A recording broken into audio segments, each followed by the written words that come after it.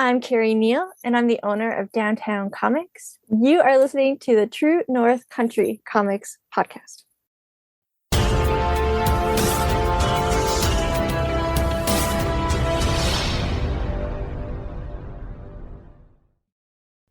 Welcome to the True North Country Comics podcast, dedicated to promote Canadian comic book and graphic novel creators and supporters. I'm John Swinimer. On this episode, I chat with Kerri Neil, proprietor of Downtown Comics, about how the store is an integral part of the community of St. John's, Newfoundland and Labrador.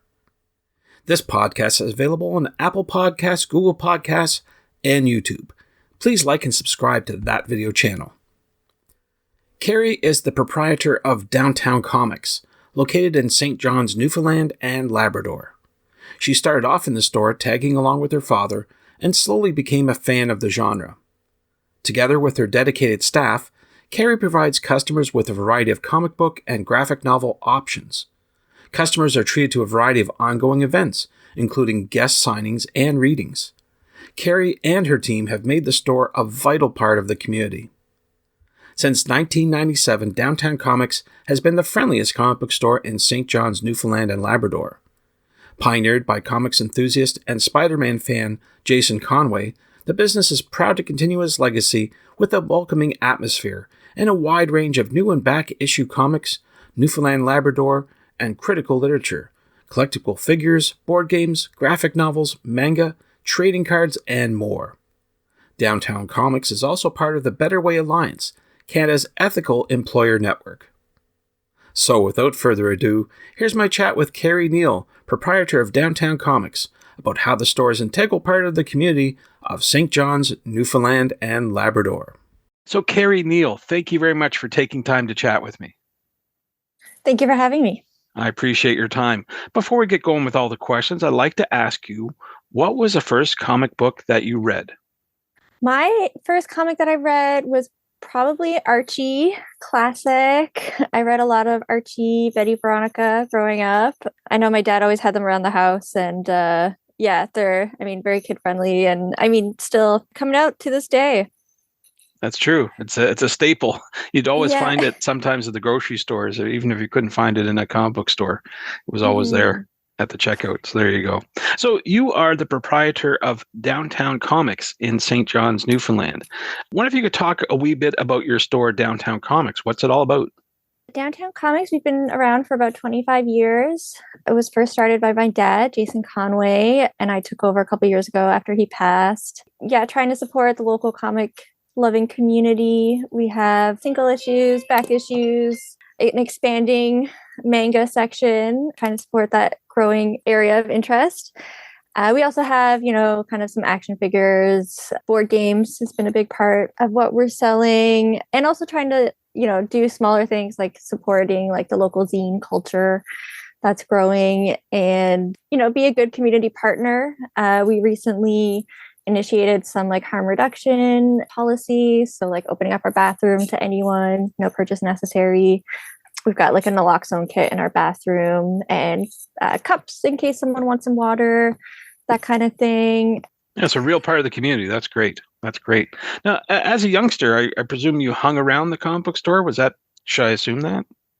Yeah, absolutely. I grew up kind of like outside the city, but I would come in on the weekends and I spent a lot of time here growing up. My dad put me to work a little bit, but I also just kind of hung around and read stuff. So yeah, I've been here for a long time. That's cool. That's cool. What is it about comic books that make you want to run the store? I'll admit, like, I have a background in kind of activism and I was pursuing kind of a career in like social science research when my dad kind of very suddenly passed. And it definitely wasn't necessarily in my career path that I was going to run the store. And then I just saw like such an outpouring of love for him and for the community that he built and the store. And, I've always been a really active reader and just seeing, kind of when it all happened, I started kind of coming in and helping out. And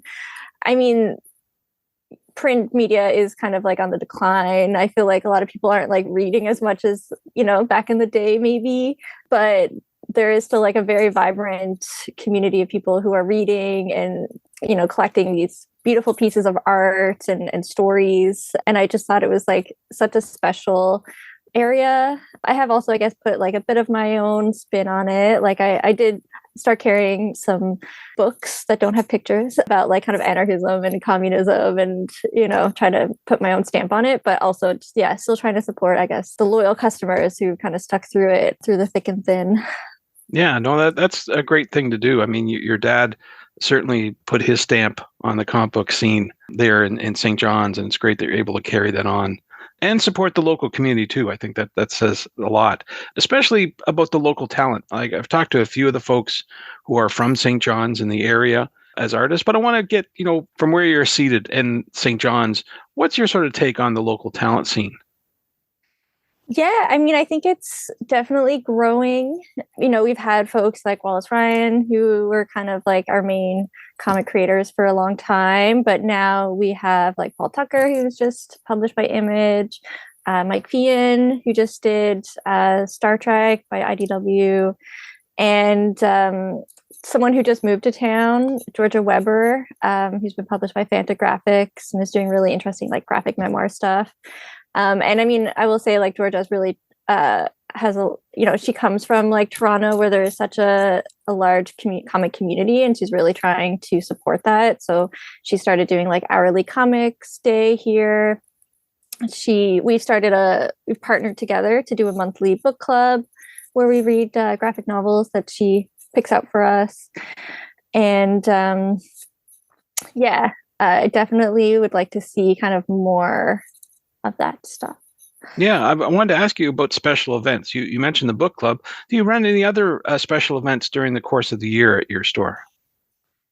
We are trying to do more and more. We've partnered with a local art gallery. They do like an arts festival every year called Holdfast. So we've been trying to add like a comic component to that. So we've had like Comic Books 101 kind of sessions here at the store.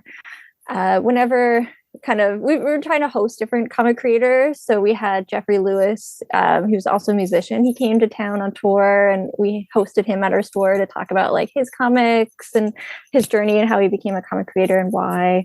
Yeah, so we're definitely trying to keep our eye out for like how we can partner with the arts community here and support local talent and talent that comes through.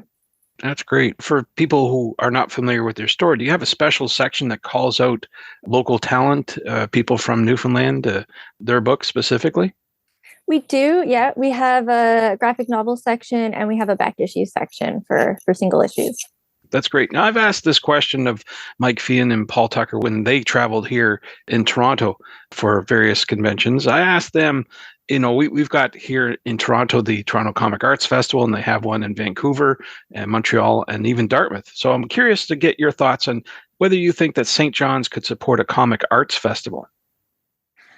Absolutely. I think, there is a lot of artists here in the city, and comics is definitely a growing area. There was a comics festival like 5-10 years ago. And I mean, I think the scene is just growing even larger. So yeah, I would absolutely love to see more of that here. Yeah, it takes a village, so to speak, to put something like this on. Do you think maybe the local government establishments could help support something like this, an arts council, that sort of thing? That's a really good point. I know arts funding is something that government kind of comes in and, sometimes it supports and sometimes it doesn't. But yeah, absolutely. I would like to see more support from that from the government. Sounds good. Where do you recommend that people go online to find out more about your store and the activities that you're doing as well? Yeah, you can find more information about our store at www.downtowncomics.ca.